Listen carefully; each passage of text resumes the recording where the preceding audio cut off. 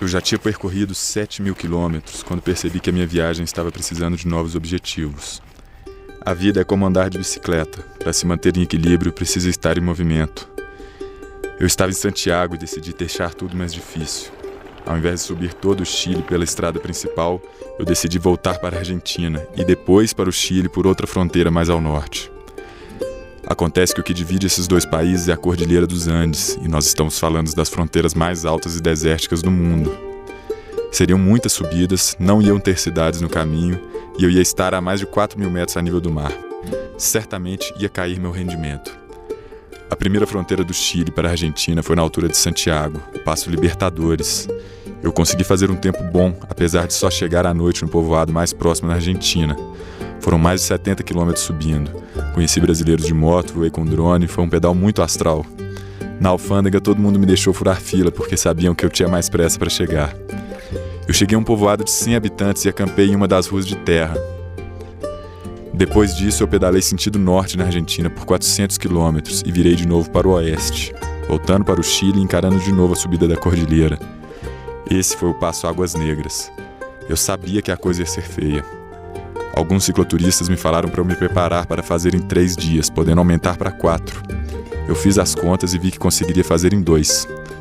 O meu plano foi devorar o máximo da subida de 90 km no primeiro dia, sem correria. E no segundo dia eu faria o resto da subida que sobrou e aí eu tinha que descer uns 100 km do outro lado da cordilheira. Assim eu parti. Pedalei umas 6 horas no primeiro dia, zerando os primeiros 60 km com 2.000 metros de ascensão. Quando eu já estava quase no final do primeiro dia, eu encontrei um italiano fazendo o trajeto oposto. Eu vinha subindo com as roupas mais leves e frescas que eu tinha, e ele descia completamente agasalhado. Assim que a gente parou e conversou por 2 minutos, eu comecei a sentir muito frio, e ele me falou: "Vê se não acampa muito alto, faz muito frio aqui em cima." Caramba, eu tinha pensado em tudo: distância, média horária, altimetria, quantidade de água, comida, altitude e falta de oxigênio, mas me esqueci do frio. Primeiro lugar que dava para acampar, eu parei, pus minha blusa de frio, montei a barraca e entrei com todas as roupas que eu tinha. Nessa hora eu já estava a 3.700 metros e não podia mais voltar. Ainda com sol, às 7 da noite, o GPS marcava 0 graus. Aí virou guerra, questão de sobrevivência. Me tranquei no saco de dormir com todas as minhas roupas de frio, porque de madrugada só ia piorar. Nada curioso, fazer as coisas com pressa sempre dá errado. Eu montei a barraca em cima de um cactus muito pequeno. Ele furou meu colchão de ar e eu tive que dormir no chão duro a noite inteira.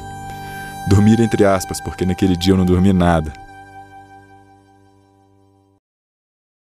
Cada 20 minutos eu acordava para ver se eu ainda estava sentindo os dedos dos pés e das mãos. Lá pelas 11 da noite, as paredes da barraca começaram a ficar molhadas por dentro. Logo ia começar a gotejar em mim. Aí eu percebi o tanto que minha barraca era um brinquedo perto do que eu precisava ali. Eu tinha que sair do saco de dormir e secar as paredes a cada 20 minutos. Tirar os braços do saco de dormir era um frio descomunal, mesmo com 3 blusas de frio e dentro da barraca. Logo outra surpresa. A água que estava nas paredes se congelou. Já devia ser umas 2 da manhã e a minha casinha da Barbie tinha virado um iglu. Marcava menos 5 graus dentro da barraca. Eu não quis nem ver o que estava acontecendo lá fora, mas provavelmente uns 5 graus mais baixo. Aí eu comecei a refletir. As aduanas ficam fechadas entre 8 da noite e 8 da manhã. Não passou nenhum carro e nem vai passar. Ali não passa nem bicho. Celular, impossível. Se esse gelo começasse a pegar no saco de dormir, eu iria morrer. Aí eu vi que todo mundo simulou várias coisas que podiam dar errado na minha viagem. Ser assaltado, ser sequestrado, tomar um tiro, um caminhão passar por cima, ficar sem água no deserto, comida estragada, argentino querer discutir futebol. Não passei nada disso e a galera da Argentina foi a que me tratou melhor, mas ninguém me falou que eu podia morrer congelado. Eu fiquei meio claustrofóbico quando eu vi que não tinha mais ferramenta. A única coisa que eu podia fazer para retornar minha calma é que eu estava com um rastreador ali. A minha família sabia onde eu estava. Se eu apertasse o botão de emergência, eles iam saber do perrengue e iam acionar a polícia mais próxima para fazer o resgate.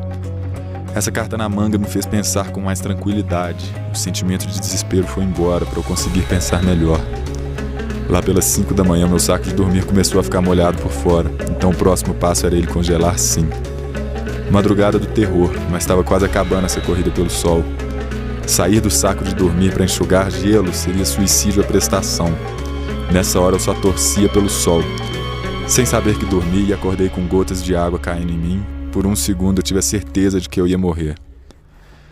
Aí eu já me preparei para acionar o resgate. Acontece que aquela água caindo era o gelo das paredes que tinha se derretido. O sol tinha acabado de nascer.